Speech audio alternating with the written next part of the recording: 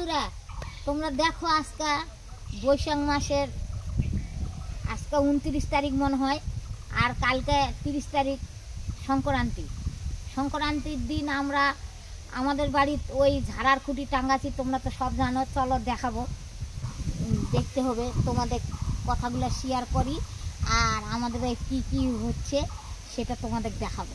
আসো।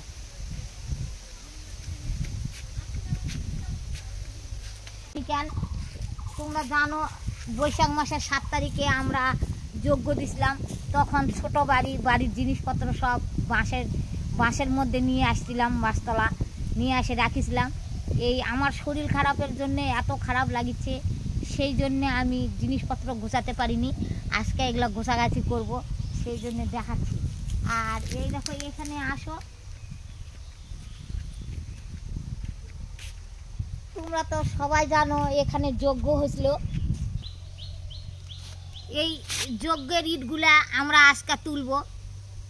আজকে বৈশাখ মাস শেষ, কালকে সংক্রান্তির দিন আমাদের এখানে ধুলোট হয়, কীর্তন হয়, আগুনের মধ্যে জল দিয়ে কীর্তন করতে আসবে।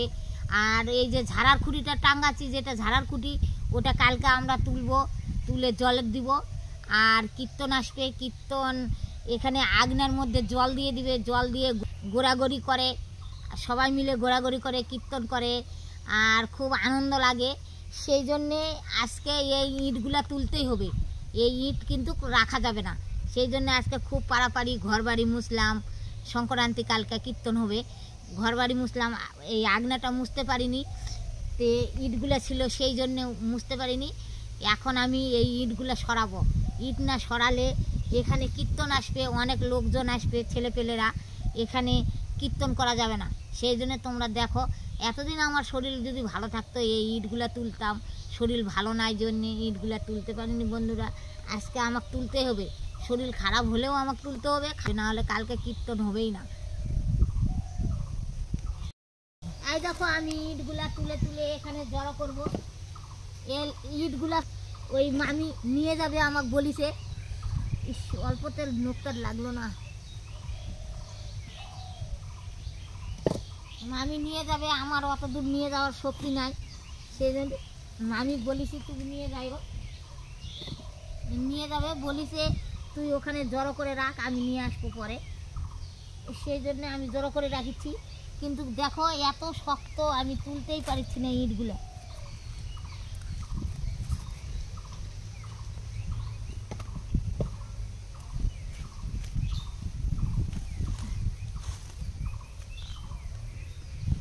কাজ করার সময় একদণ্ড হয়, আর ভাঙ্গার সময় দেরি লাগে।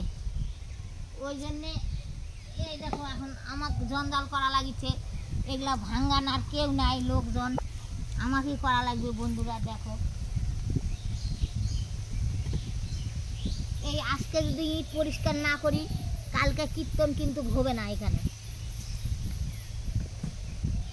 তাই তোমরা দেখো আমি সব ইটগুলা পরিষ্কার করব।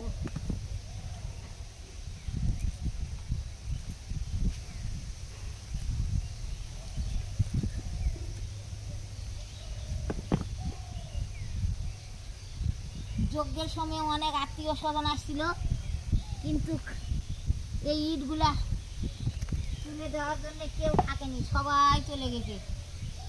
আর এই ইট আর পরিষ্কার হয়নি, আমার জন্য রাখে দিতে সবাই। আপন আপন বাড়ি ছাড়ে আমার বাড়িতে এসে কয়দিন থাকতো বন্ধুরা বলো, ওই জন্য সবাই চলে গেছে।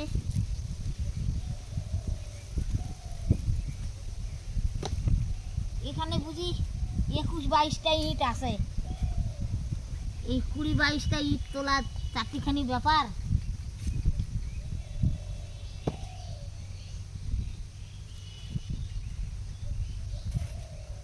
কপালে আমার কষ্ট আছে, কষ্ট আমার করতেই হবে, সুখ নাই।